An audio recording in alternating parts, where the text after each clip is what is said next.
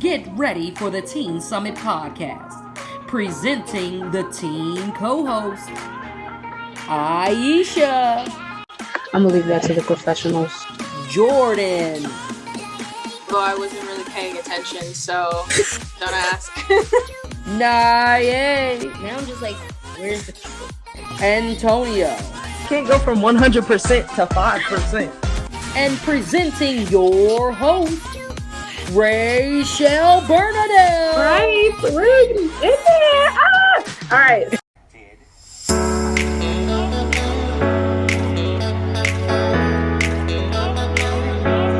Hello, everybody. Welcome back to the Teen Summit podcast. My name is Miss Ray, your host of this awesome, amazing, fantabulous podcast sponsored by the Lake Arbor Foundation, whose mission is to empower you to be change makers in the world, in your life, and just being a light in the world.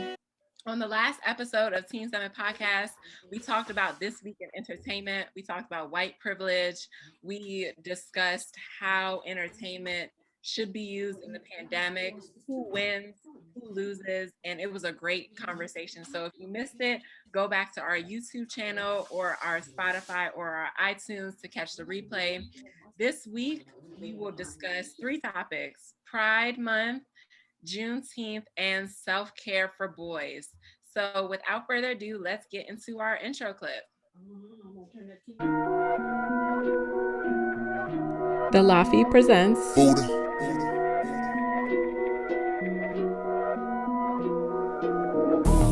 Teen Summit Podcast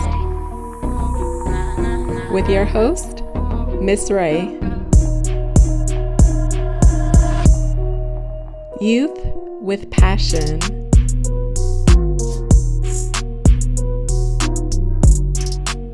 Youth who speak their mind.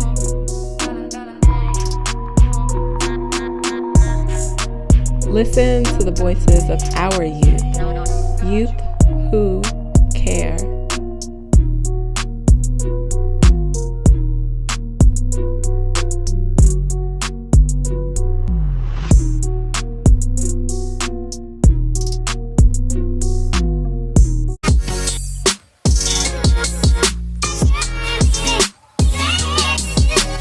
Okay, so hello everybody. This is Aisha here. Hope you guys love my British accent. I've been practicing it for a very long time. But so for this segment, Jordan and I really wanted to touch up on something that's very, very exciting this month, which is Pride Month. Yes. So we just want to highlight the evolution of the LGBTQ rights and the social interactions that you may see while you're walking down the street or while you're in school, or even what you may see in your bathrooms. So to start off, I just want to give an example of one huge LGBTQ right, which is the right of same-sex marriages. Now, it took a long time, but it is here, and a lot of people are very excited about it, and it has been here for a couple years now. So yeah, I just want Jordan to take the floor now.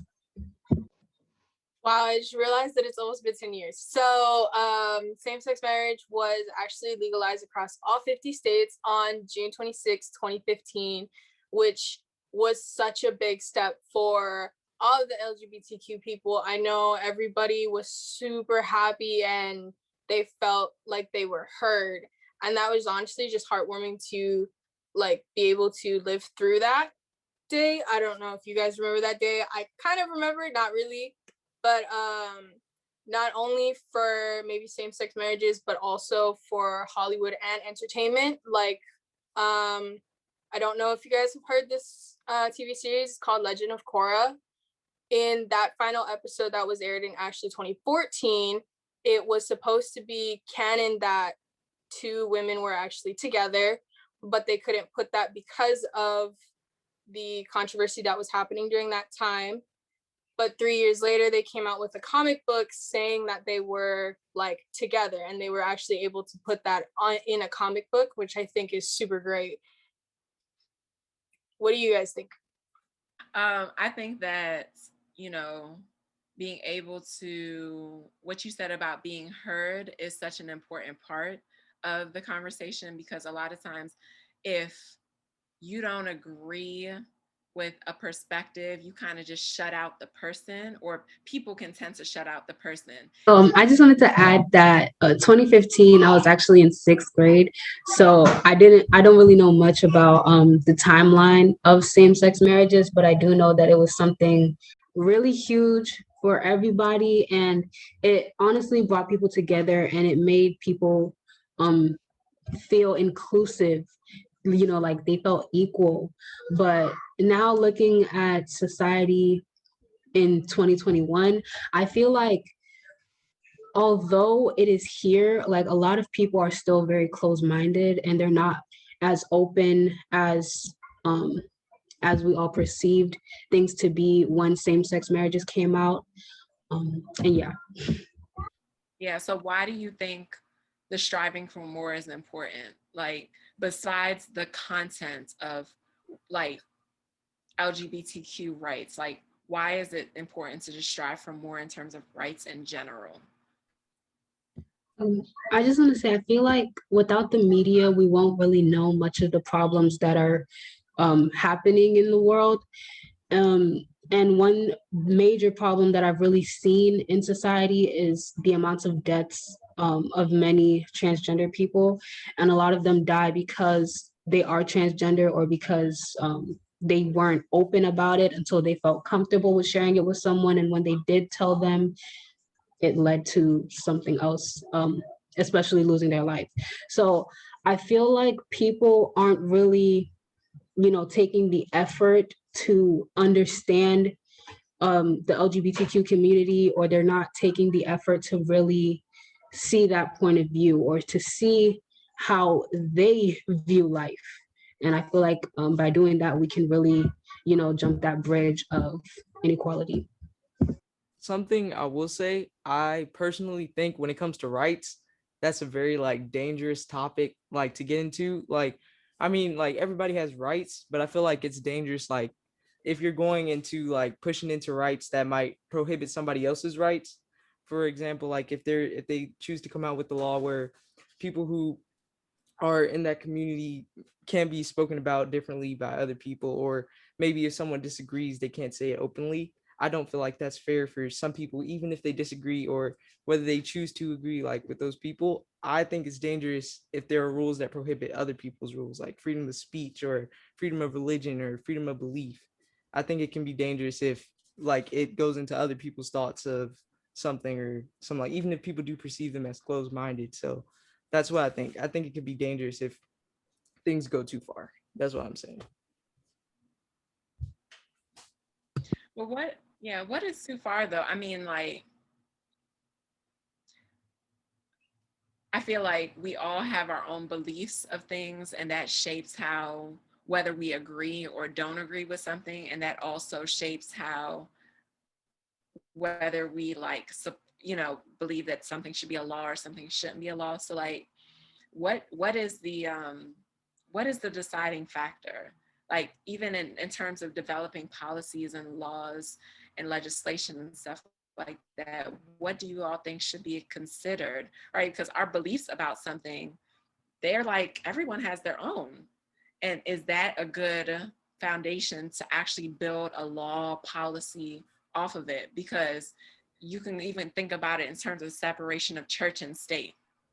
That's why Right. that's there, is because there isn't there in the eyes of the law, it should not be the bias of personal beliefs. So what factors do you think should be a part of that process? So like I consider like parts that should be part of that process, or if something is going too far, like to answer what you were saying, like what is too far? I think too far is like going beyond a person's personal convictions. Like for example, if somebody doesn't want to drink, you can't make something like they're forced to be at a party and drink if like wine or something is served there that makes them either drunk or something like that. So what I'm saying is like, for example, there are Christians who might not want to marry a couple who's in the community, who's in that community. So I don't feel like they should be forced to if they don't desire to, or if they don't like volunteer themselves. So that's what I'm thinking. Like if it goes beyond their personal convictions or what they would volunteer for or what they wouldn't volunteer for, I think that's when it's too far. Like you don't have the choice of what you can and can't do. I have a perfect example for what Antonio just said. So today on the news, there was a scenario of this Catholic family running an orphanage, and a homosexual couple wanted to adopt a child from that orphanage, but they were rejected the ability to do that because they were homosexual. Like, this was literally on the news today. So I believe they went to court, and in the Catholics' defense, it was said that they have the right to use their free exercise clause, which is basically the right to practice any religion they want under the protection of the Constitution. So with that argument, they won. And I just want to know what you guys think of that. Does that correlate with Antonio's claim of personal convictions, or do you guys think it's wrong? I think that's wrong, because it's just like being able to have to use your religion as kind of like a thing that would kind of conflict with like separating church and state. And I don't see a problem with a homosexual couple like adopting somebody else. Like, I've seen people who are homosexual and have homosexual, or like their couple, that they raise their kids and their kids are just amazing. Like, I don't see a problem with that. And the fact that they won based because of their religion is actually kind of hurtful and extremely rude, that they were able to even use their religion as something to separate it and to win the entire case. So the way I see it as, I honestly personally don't see it as a wrong thing, because like those kids are under the care of those people. So in a way that it was their choice to begin with, they could choose, even if it wasn't somebody in that community or the people in those communities, they could have rejected anybody, whether they were maybe a past convict or maybe somebody who has a bad record. They could have refused anybody, even if it had nothing to do with religion. But what I think is, I think it is dangerous if like they couldn't win due to their religion because that's their personal thoughts or something. Because there are laws where it comes to freedom of religion or freedom of thought. But if that's their orphanage, I mean, that's their orphanage. That's my thoughts on if it's right or not.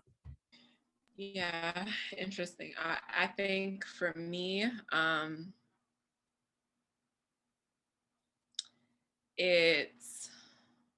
it boils down to whether or not there are the biases, the personal biases. Like, what are the like clear cut reasons why it can? I personally think that it should not be based off of religion or a personal belief, because then it just becomes like so unclear. Like, I think factors like safety, financial stability, like it should, in my opinion. Criminal background, I would add that to the list. What'd you say? Criminal background, Right. I would add that to the list. I think those are reasons for me personally, because, you know, when you get into values and beliefs, it becomes very just tricky. Like Antonio said, very decisive. People are like, well, this is what I believe. And, you know, now where the separation of church and state is gone, and it's kind of like confusing. So that's, you know, that's my answer. And that's go ahead. Hey, Miss Ray, I do want to add something to like kind of what Aisha was saying. So it's a story that actually went in the opposite way where it came to religion. Like, there was a Christian baker who was actually like, he makes cakes and stuff like that. And he lost his job because he wouldn't make anything for, he was a Christian baker and he lost his job because he wouldn't bake a cake for a couple in that community. So in that case, like, is that right? Because he didn't want to make the cake due to like his personal beliefs and, like I was saying, like his personal convictions. So like, do you all think that was right? Like, he lost in that case. So like, I was wondering like if y'all think that was right. I think at that point, it's really hard when you do put religion into it, because then the line between like church and state is kind of blurred, because then it would depend on the situation. So like, his was based on a cake while the other was based on like a kid, which is two totally different situations. But then again, that line between it was blurred, and you had to use personal beliefs when I usually do situations, I kind of take out the bias and I take out my personal beliefs and would rather see what would benefit more people rather than just benefiting that one person. Yeah, I agree. And I just want to go back to the orphanage situation once again. So like being that it is it's like ran by Catholic people.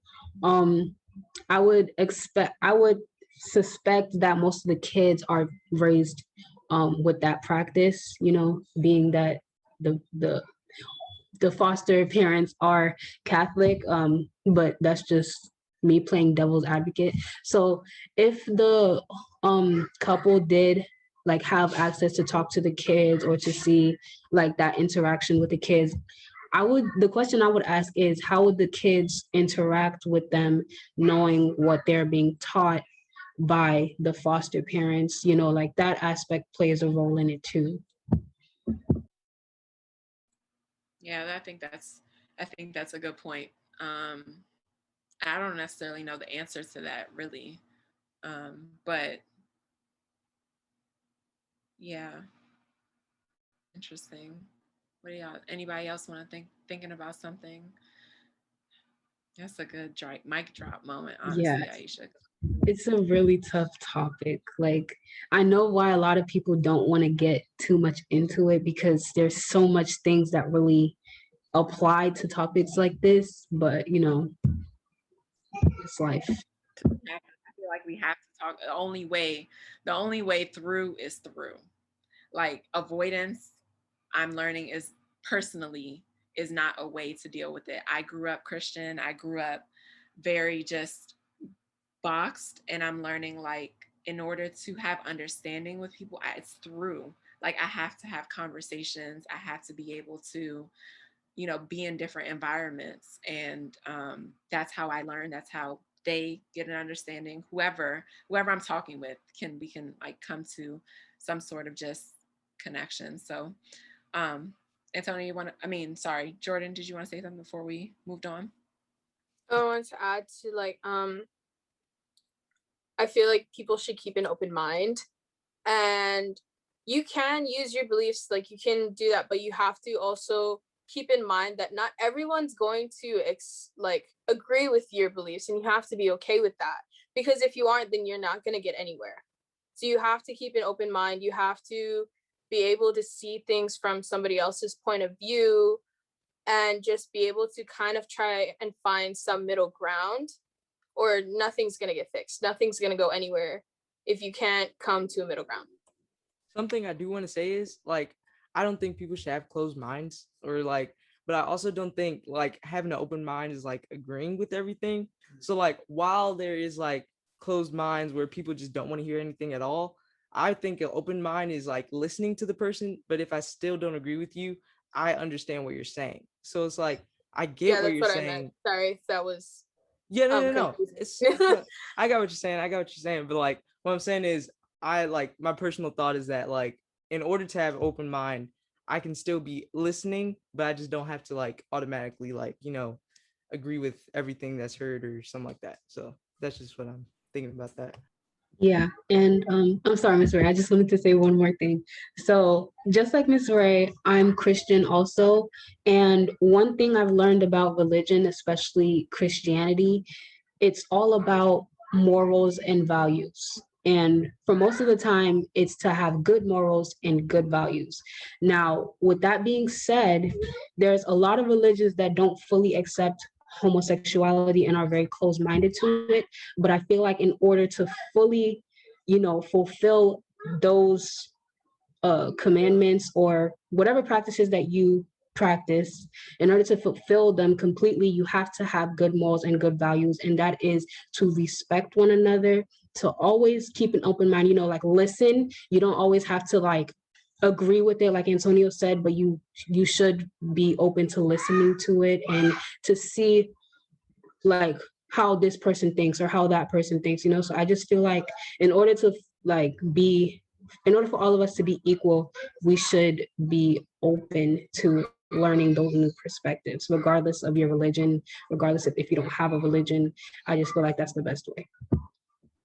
That's a beautiful point, Aisha. And to me, what I hear you saying is just seeing each other's humanity, because at the end of the day, that's really what it, for me, comes down to, the humanity. Like, we're human beings at the end of the day.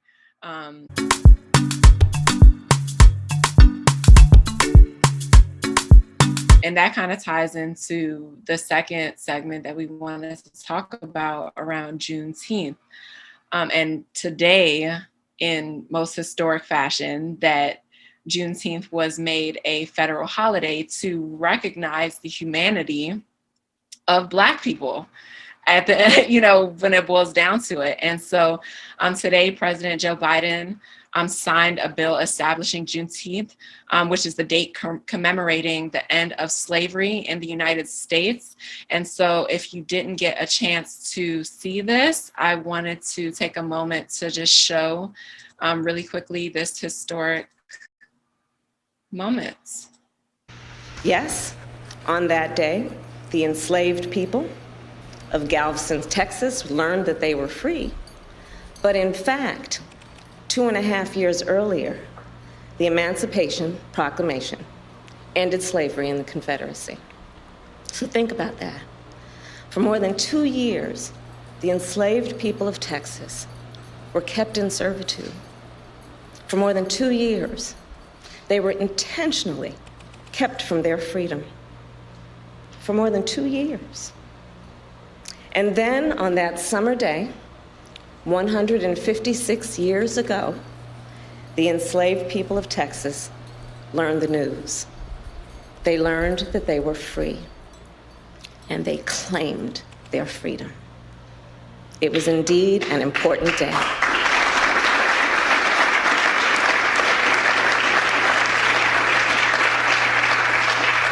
And still, let us also remember, that day was not the end of slavery in America.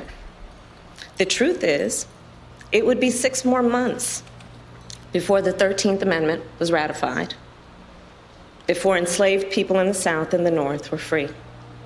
So as we commemorate the history of Juneteenth, as we did just weeks ago with the history of the Tulsa Race Massacre, we must learn from our history, and we must teach our children our history, because it is part of our history as a nation. It is part of American history.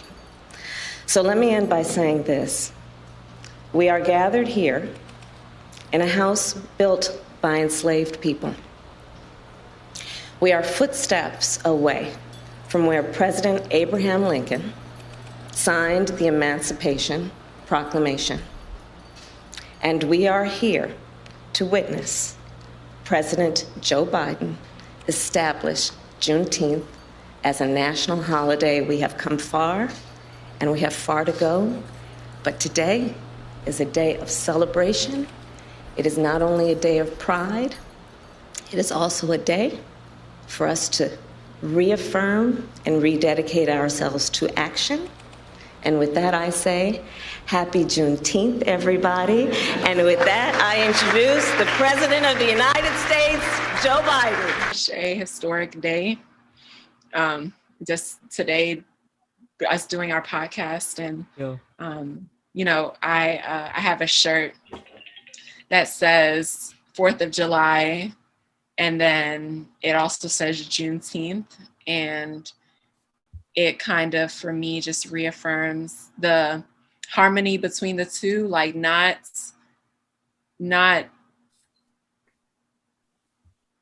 dismissing the Civil War and just the freedom of the United States, but also the subset, the freedom of Black people.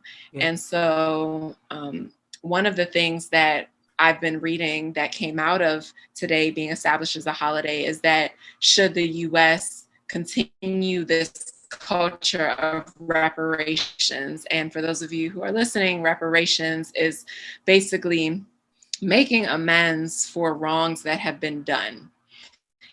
And in this case, wrongs that have been done to Black people. And so what do you all think that looks like? There are amends like paying Black people for slavery, having different housing for Blacks that were enslaved or had like descendants of slavery, of slaves. So like, do you think that that should be something that comes out of Juneteenth? Like what, or it could be something else. Like what do you all see kind of moving forward now that this is a federal holiday? So like there is something I do want to say, like not angry that it's a holiday, but it does make me angry that it took so long for us to get a holiday for Juneteenth. Like when you think about it, like we should have got this the day that slaves were free. Like we should have got this a little bit earlier, but like it's here now. So I mean, like the past is over, but like I do think that Black should in some way get some form of like celebration, maybe not celebration, but a way to like ask for forgiveness for like things through the years, like maybe like a day dedicated to like the building of the White House, or maybe like the day of the streets, or however we've contributed in some way, maybe like a day to recognize how much Black people have actually contributed in America. So I think that would be interesting to see. Okay, so I just want to say, as of now, Juneteenth is a way bigger holiday to me than the 4th of July or Memorial Day or anything like that, because I'm Black. So, it just feels good. So I just want to say, like, America is supposed to be about like life, liberty, and the pursuit of happiness.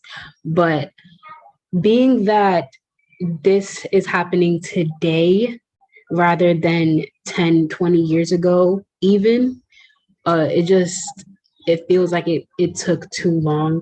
But I'm happy that it even happened, because it didn't have to, according to the Republicans. But I definitely do believe that there should be continued reparations, mainly because even though this is passed, it is a statement. However, the same way, same-sex marriages got passed, what will happen next? Like there's still discrimination going on, and especially with us being Black, it's really bad. There's prejudice, there's discrimination, there's racism, there's colorism. So I feel like there's still a long way for us, but I'm just happy that we even got to this point. And I hate to be a negative Nancy, because today's a good day and Saturday is going to be an even better day. But yeah, that's just my take on it. I will say this really did feel like waiting on Incredibles 2. Like Incredibles came out and like everybody was waiting for Incredibles 2. Like it needs to get here. And it finally got there and we were like, all right, it's not too bad, but it was pretty good. It was I like, you were glad it came out. So I mean, I'm gonna just say it's the Incredibles 2. It's the Incredibles 2. Well, I feel happy for you guys. All support out there. I am happy that you guys get the recognition that you guys deserve, because you do deserve it. All of you guys do. All of your ancestors do. From my perspective, I feel like this is a step in the right direction. I feel like maybe somewhere along the way, the U.S. can make, what is the word? Reparations. Okay, that word for other people of color, like for maybe Native Americans who need that recognition as well. For Native Hawaiians, obviously. I really feel like this is a step in that kind of direction, that they should be starting to make changes like that. I am sad that it took this long to do it, but I feel like it's better to happen now than to happen later. But that's just like my take on it from being on the outside perspective of everything. One thing I will say is like it's definitely a step in the direction that like it needs to go with Black people, but I feel like we won't get where we need to be if there's not healing within the Black community, like with each other, and like what Aisha was saying, like people having like colors thinking and things like that. Like we are never going to go as far as we should be going if we don't heal with each other first. Like Then I feel like that's where the next step should be, because No. we've already done this step. I feel like the next step is to start that healing process over before we can do anything else, because if you leave an open wound, it'll get like infected and it'll become worse. So I feel like healing it and like trying to make amends with everything and everyone is where this direction needs to go, and I feel like this is that start.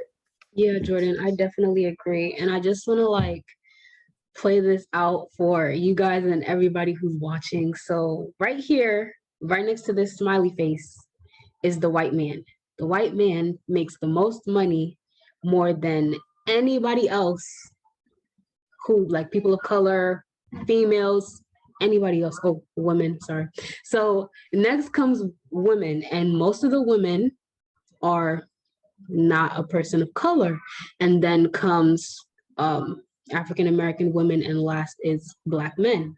And I just feel like the only way for these reparations to fully be complete is for that pay to start being equal for like a specific job. Of course, you know, like each job has different pay, but I feel like it shouldn't be based on skin color. And a lot of the times, especially when I was in financial literacy, when we were doing, you know, an interactive assignment where we had to pick, you know, how much pay does this person based on their gender, their skin color, and certain things, it's always the Black men who come to the bottom, and the Black woman comes like right on top after that.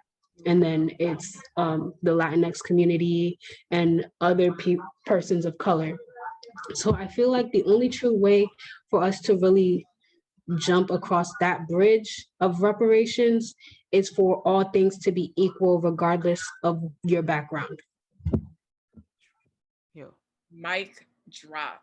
And that we'll continue to have that conversation in a future episode about gender pay gaps and like what that gender and racial pay gaps. And you know, as you all are moving out into the workforce, like how to have those conversations.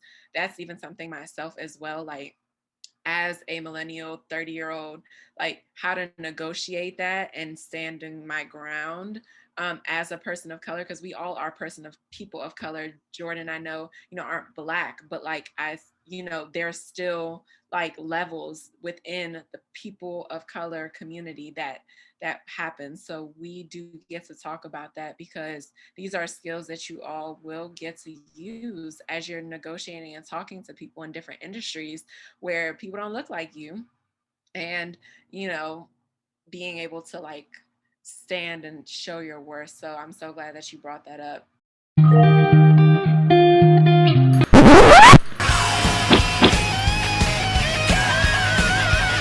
Aisha, and as we're talking about worth, another holiday, I feel like this is the month of holidays and celebrations, but June also represents self-care, well, Men's Health Month.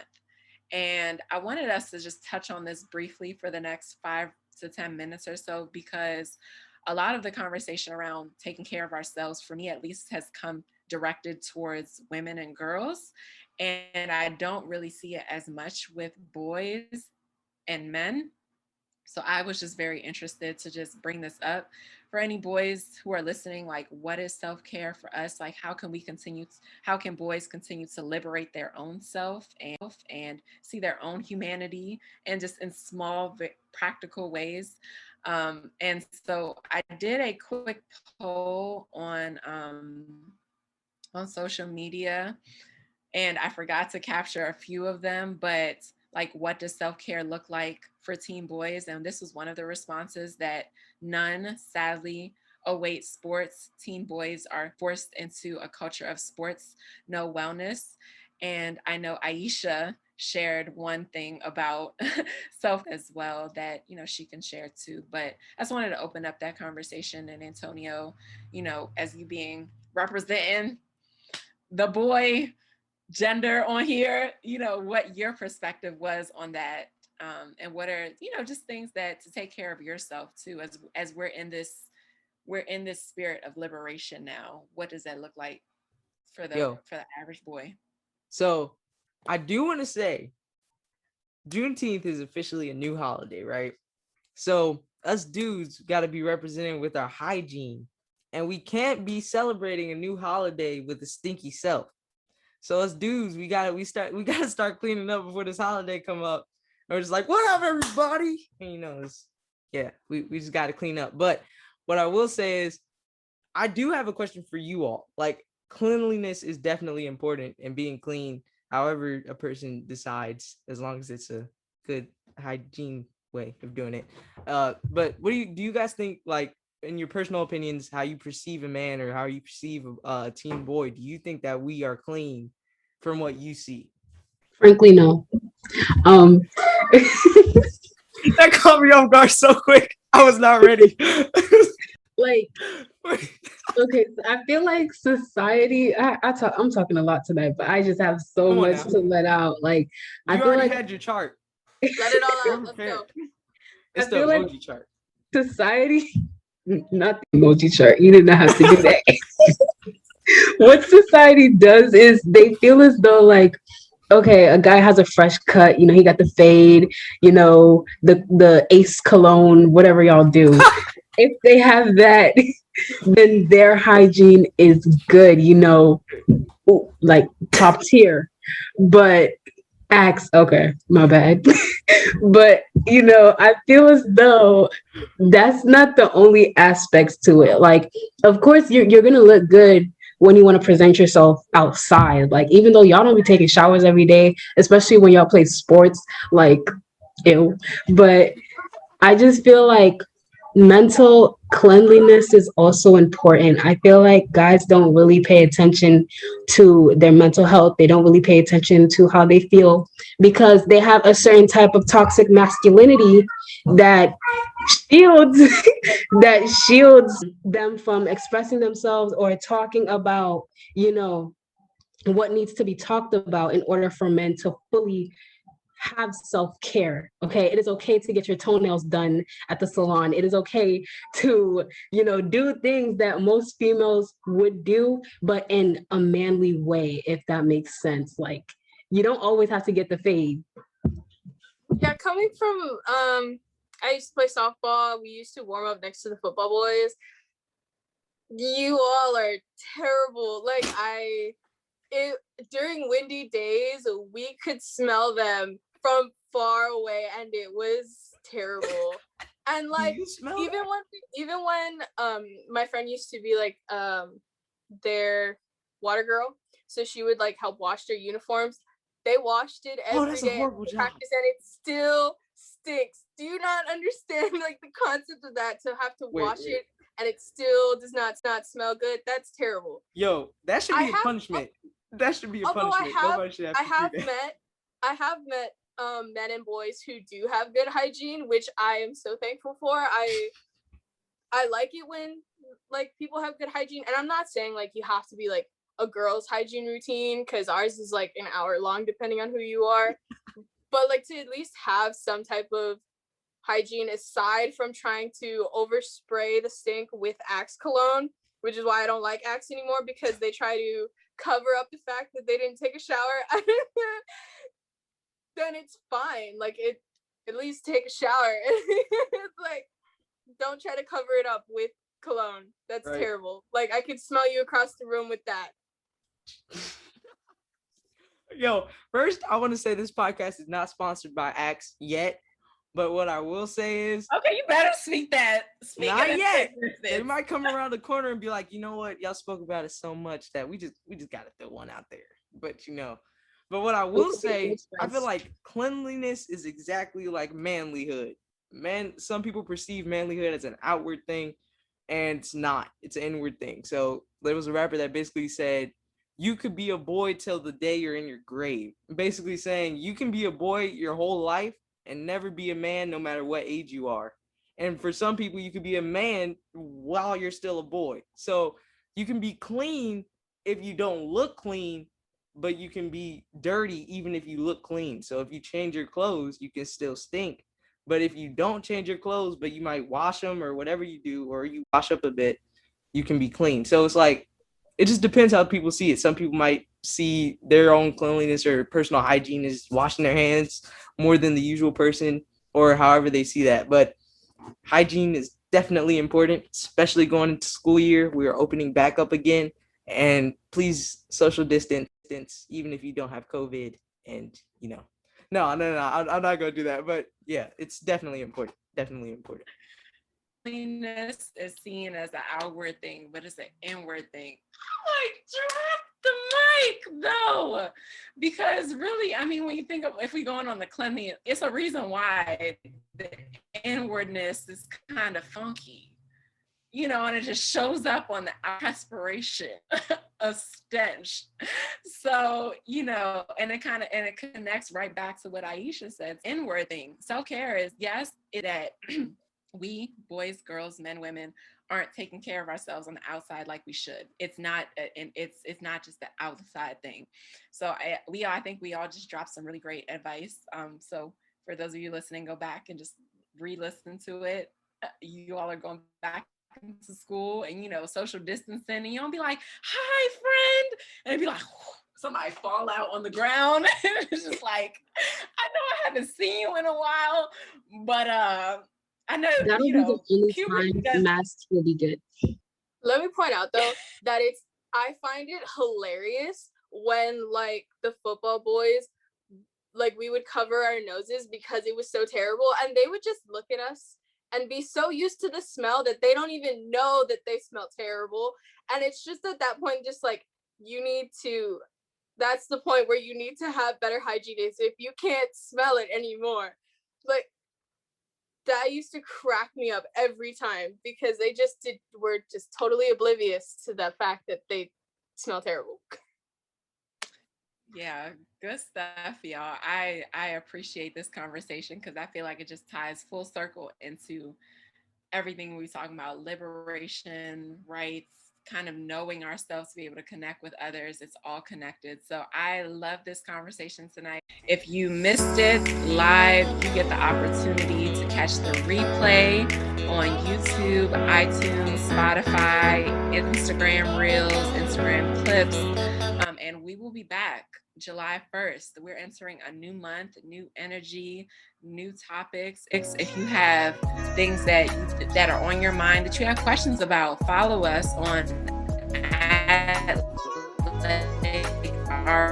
@ArborFI on Instagram. We'd love to hear from you and be a part of this. Be a part of it.